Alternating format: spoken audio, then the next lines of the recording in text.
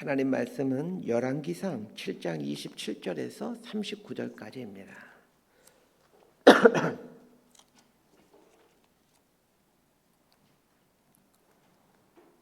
열왕기상 7장 27절에서 39절까지 말씀 번갈아 가며 읽습니다. 제가 먼저 읽겠습니다. 또 노스로 받침 수레 열을 만들었으니 매 받침 수레의 길이가 4규빗이요 너비가 4규빗이요 높이가 3규빗이라. 그 받침 수레의 구조는 이러하니 사면 옆 가장자리 가운데에는 판이 있고 가장자리 가운데 판에는 사자와 소와 그룹들이 있고 또 가장자리 위에는 놓는 자리가 있고 사자와 소 아래에는 화환 모양이 있으며 그 받침 수레에 각각 4 놋받기와 노축이 있고 받침 수레 4발 밑에는 어깨 같은 것이 있으며 그 어깨 같은 것은 물두멍 아래쪽에 부어 만들었고 화환은 각각 그 옆에 있으며 그 받침 수레 위로 돌이켜 높이가 1규빗 되게 내민 것이 있고 그 면은 직경 1규빗 반 되게 반원형으로 우묵하며 그 나머지 면에는 아로색인 것이 있으며 그 내민 판들은 네모지고 둥글지 아니하며 4바퀴는 옆판 밑에 있고 바퀴축은 받침 수레에 연결되었는데 바퀴의 높이는 각각 1규빗 반이며 그 바퀴의 구조는 병거 바퀴의 구조 같은데 그 축과 태와 살과 통이 다 부어 만든 것이며 받침 수레 4모퉁이에 어깨 같은 건 4이 있는데 그 어깨는 받침 수레에 연결되었고 받침 수레 위에 둥근 테두리가 있는데 높이가 반규빗이요 또 받침 수레 위에 버팀대와 옆판들이 받침 수레와 연결되었고 버팀대 판과 옆판에는 각각 빈 곳을 따라 그릇들과 사자와 종려나무를 아로새겼고 또 그 둘레와 함 모양이 있더라. 이와 같이 받침 수레 10개를 만들었는데 그 부어 만든 법과 크기와 양식을 다 동일하게 만들었더라. 또 물두멍 10개를 놋으로 만들었는데 물두멍마다 각각 40밭을 담게 하였으며 물두멍의 직경은 4규빗이라 10받침 수레에 각각 물두멍이 하나씩이더라. 39절 함께 읽습니다. 그 받침 수레 5은 성전 오른쪽에 두었고 5은 성전 왼쪽에 두었고 성전 오른쪽 동남쪽에는 그 바다를 두었더라. 아멘. 예루살렘 솔로몬 왕 때 이제 예루살렘 성전이 지어지게 됐죠. 그런데 성전을 건축하는 이야기를 두 부분으로 나누어서 기록해주고 있습니다. 첫 번째 부분은 열왕기상 6장으로서 성전 건축에 대한 부분이 나오고 두 번째 부분은 7장 13절부터 나오는 내용으로 어제 주일 본문 매일 성경 어제 주일 본문부터죠. 7장 13절부터 나오는 내용으로 성전의 부속 기구들을 만드는 이야기가 나옵니다. 재미있는 것은 성전 건축에 대한 이야기와 성전 부속 기구들을 만드는 이야기 사이에 왕궁이 건축되는 이야기를 하고 있다는 것입니다. 이런 걸로 봐서 성전의 부속 기구들은 성전 건축 후에 어느 정도 시간이 지난 후에 만들어졌던 것으로 보여집니다. 성전을 건축하는 것과 관련해서는 7년이라는 시간이 걸렸다는 것을 말하면서 성전의 크기나 모양에 대해 주로 설명하고 있습니다. 반면에 성전의 부속 기구들을 만드는 내용에서는 히람이라는 사람에 대해서 반복해서 언급하고 있습니다. 어제 본문부터 보게 되면 히람이라는 사람이 이제 주인공으로 등장하고 있는 걸 보게 됩니다. 이것은 히람이라는 사람이 재능이 뛰어났다라는 것을 말해주기 위함도 있지만 히람이라는 사람이 하나님께 귀하게 쓰임받게 된 이유를 말해주기 위함도 있습니다. 히람이라는 사람은 어머니는 이스라엘 사람이고 아버지는 두로 사람, 즉 이방인입니다. 그것도 어머니는 과부였다고 나와 있습니다. 히람의 어머니가 히람의 아버지인 두로 사람과 결혼한 후에 과부가 되었는지 아니면 원래 이스라엘 남자와 결혼한 후에 남편이 죽게 되어 과부가 되었는데 그 이후에 두로 사람과 결혼한 후 히람을 낳았는지는 정확히는 알 수는 없습니다. 가능성이 더 높은 것은 원래 과부였는데 두로 사람에게 제가하여 히람을 낳았을 것이 그 가능성이 더 높습니다. 왜냐하면 여간에서는 이스라엘 여인들은 이방인 남자와 결혼하지 않기 때문에 그렇습니다. 어찌되었든지 간에 히람의 어머니는 인생에 많은 사연이 있는 여인입니다. 과부라는 것, 그리고 유대인으로 이방인과 결혼했다라는 것은 많은 사연이 있는 여인이다라는 뜻입니다. 히람의 입장에서 보게 된다면 자신의 어머니를 버린 이스라엘이 야속했을 것입니다. 그럼에도 불구하고 히람은 예루살렘 성전을 짓는데 귀하게 사용되므로 성경에서 반복되게 등장하는 영광을 누리게 됩니다. 히람이 성전의 부속 기구를 짓는 책임자가 되었다라는 것을 한번 생각해 봅시다. 이방인의 피가 섞여 있는 히람을 그 거룩한 하나님의 성전 안에 있는 부속 기구들을 맡게 되는 책임자로 임명한 것에 대해서 이스라엘 사람들이 얼마나 말이 많았겠습니까? 히람은 이스라엘 사람들이 이방인의 피가 섞여 있는 자신에 대해서 탐탁치 않게 생각하고 있다는 것을 잘 알고 있었습니다. 이 예수님 시대에 그 사마리아 여인이 나오지 않습니까? 그 사마리아 사람들, 사마리아 여인, 이 정통 유대인들이 사마리아 사람들을 얼마나 싫어했는지는 우리는 아마 수도 없이 설교를 통해서 들어왔을 겁니다. 사마리아 사람이란 반은 유대인이고 반은 이방인입니다. 히람의 사람도 마찬가지입니다. 반은 유대인이고 반은 이방인입니다. 유대인들에게 얼마나 많은 좋지 않은 감정을 받고 살았을지 짐작이 되어집니다. 그럼에도 불구하고 히람은 기꺼이 성전을 짓는데 헌신하게 되죠. 그런 것은 아마도 자신의 어머니를 통해 물려받은 신앙 때문이었을 것입니다. 하나님께 쓰임받기에 상당히 불리한 조건을 갖고 있었던 히람이었지만 그 불리한 조건들을 뛰어넘어 하나님께 귀하게 쓰임받는 사람으로 성경에 기록되고 있습니다. 그 이유 중에 하나는 그가 성전의 부속 기구를 만들면서 얼마나 심혈을 기울여 만들었는지를 보게 되면 알 수 있습니다. 오늘 본문을 보시면 알겠지만 히람이 이 조그마한 것 하나하나에 얼마나 심혈을 기울여서 만들고 있는지를 보게 됩니다. 사실 오늘 내용은 무슨 높받침 수레를 만드는 내용이 대부분인데 이게 봐도 잘 모르겠습니다. 무슨 내용인지. 그런데 이렇게 자세하게 기록하고 있는 걸 보면서 히람이라는 사람이 이 작은 것 하나에도 이렇게 심혈을 기울여서 만들었구나라는 것을 이제 알게 됩니다. 어제 본문인 7장 15절 이하를 보게 되면 성전 입구에 있는 두 기둥인 야긴과 보아스를 만들었다는 것과 놋바다를 만들었다라는 내용이 어제 본문에 나오게 됩니다. 오늘 본문에는 놋받침 수레와 물두멍을 만드는 내용이 나옵니다. 어제 본문에 나오는 놋바다를 설명하고 오늘 본문으로 이제 들어가는 게 좋을 것 같습니다. 이 놋바다는 그 성소 입구에 있는 큰 물그릇으로서 성막에서 물두멍과 같은 역할을 하는 것입니다.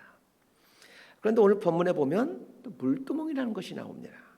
그래서 놋바다와 오늘 본문에 나오는 물두멍이 좀 헷갈릴 수가 있습니다. 놋바다는 그 성소 입구, 성소와 지성소 있죠. 그 성소 바로 앞에 있는 큰 물그릇인데 이 제사장들이 성소에 들어가기 전에 손과 발을 씻는 그런 물을 담아놓는 그릇입니다. 반면에 오늘 본문에 나오는 이 물두멍이라고 번역된 이 기구는 성전 좌우에 설치된 작은 물그릇으로 성전을 청소하거나 혹은 재물을 잡을 때 재물을 씻거나 그리고 재물을 바치는 사람이 재물을 잡으면서 사용하는 물입니다. 놋바다와 물두멍이 비슷하지만 약간 차이가 있다는 것을 알았으면 합니다. 오늘 본문에서 먼저 다루고 있는 것은 이 놋받침 수레입니다. 놋받침 수레는 어디에 쓰는 물건인지 이해하기가 좀 쉽지 않을 겁니다. 놋받침 수레란 말 그대로 수레입니다. 수레는 짐을 싣고 나르는 기구인데 놋받침 수레는 오로지 한 가지 목적만을 위해 만들어집니다. 물두멍에 담을 물을 담아서 옮기는 일에 사용되는 수레입니다. 놋받침 수레의 모양에 대해서 27절부터 시작해서 37절까지 무려 11구절이나 설명하고 있습니다. 이 본문을 잘 읽어봐도 이게 무슨 말인지 좀 잘 이해가 되질 않습니다.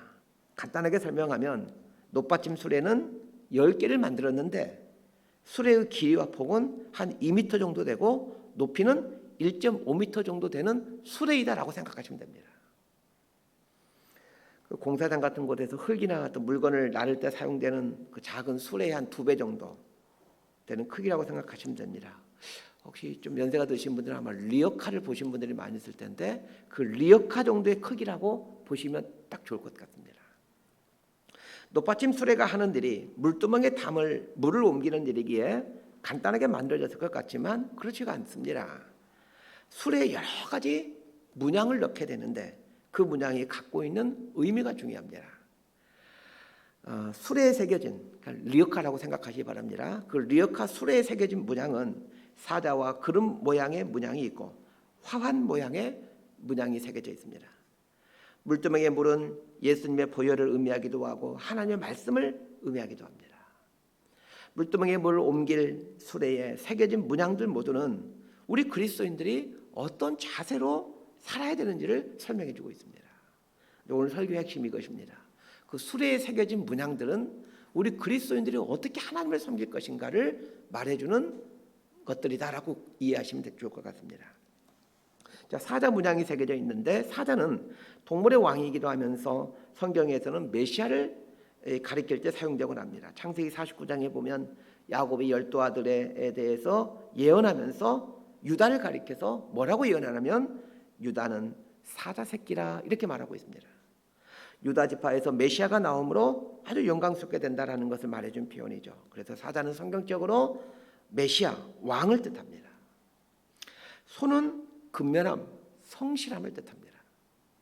하나님을 섬기는 사람들의 삶의 모습이 근면하고 성실해야 된다는 것을 말해줍니다. 그룹이란 천사를 뜻하는 것으로서 하나님의 임재를 말합니다.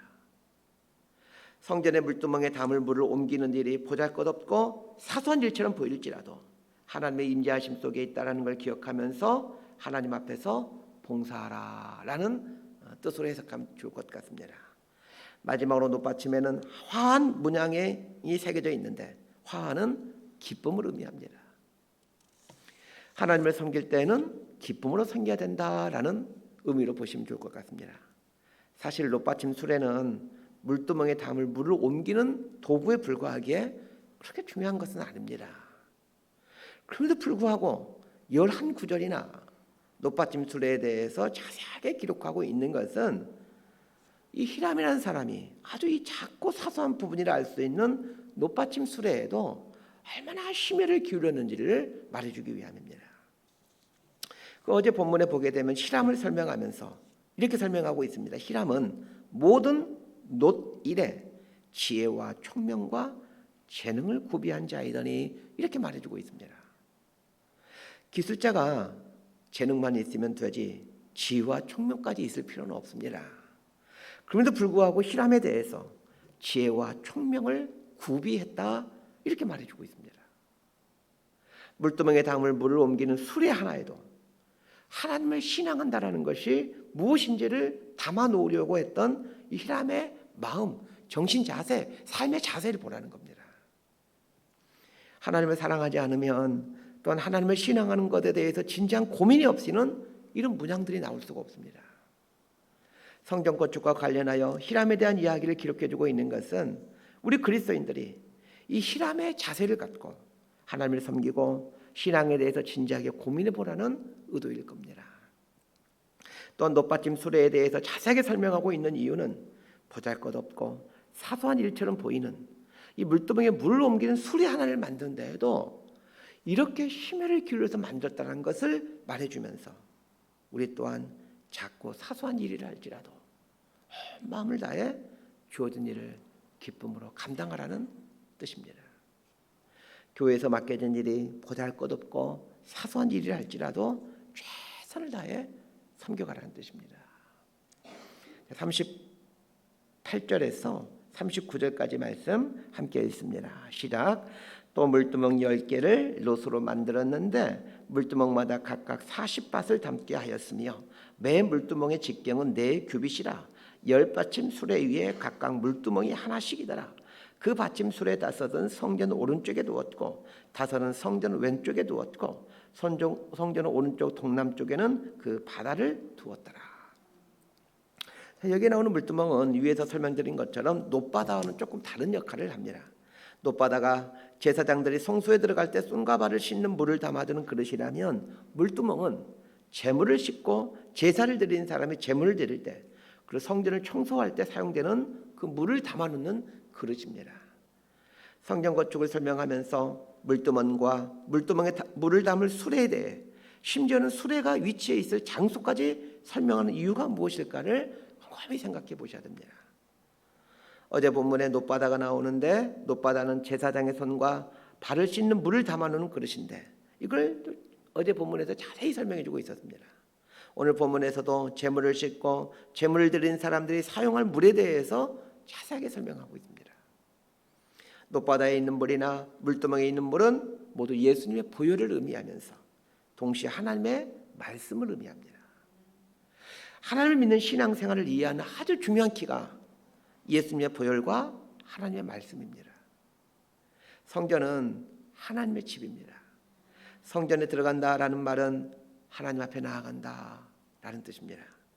죄 있는 인간이 어떻게 하나님 앞에 나아가 하나님을 만날 수 있는가를 설명해 주는 것이 이 놋바다의 물과 물두멍의 물입니다. 죄 있는 인간이 거룩한 하나님을 어떻게 만날 수 있습니까? 첫 번째는 예수 그리스도의 보혈을 통해서입니다. 예수님의 보혈을 통해 담대히 하나님 앞에 나아갈 수 있는 자격을 얻게 됩니다.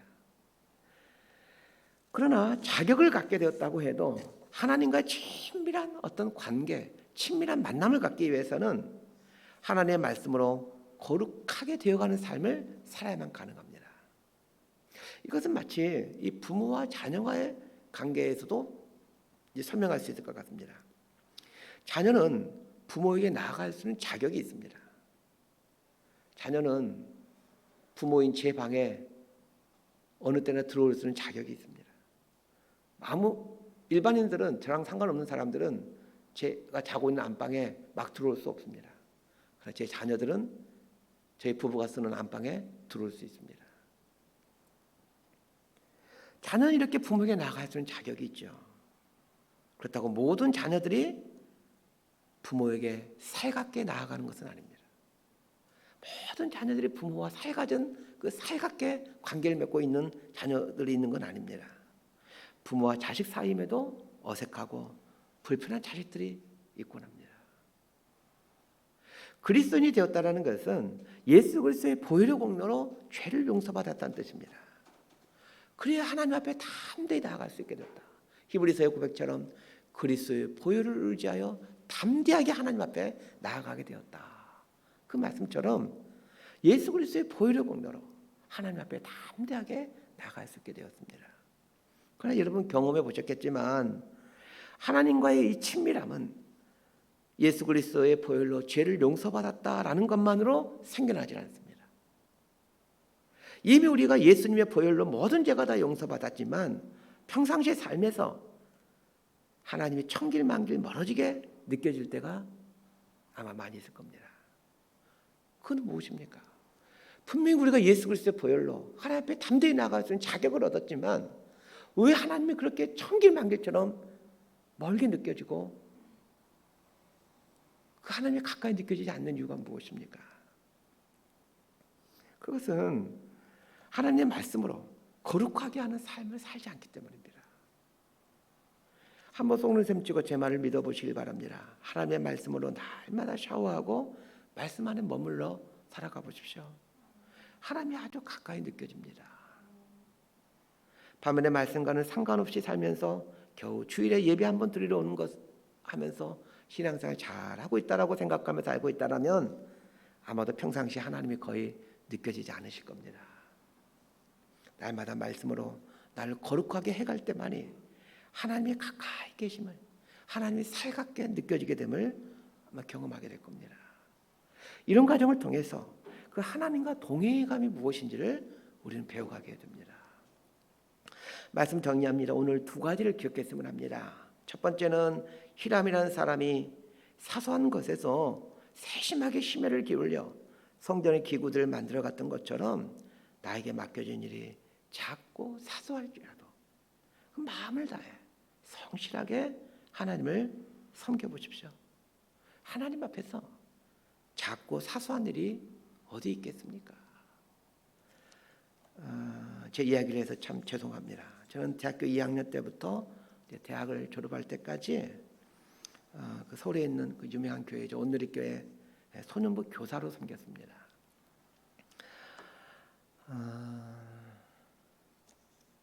그 소년부 예배가 드리는 곳이 그 소극장 그 지하에 보게 되면 온누리교회 지하에 지금은 이제 건물 다 허물어서 새로 지어서 없는데 옛날에는 지하에 소극장이라는 곳이 있었는데 이 붙박이 자석으로 되어 있는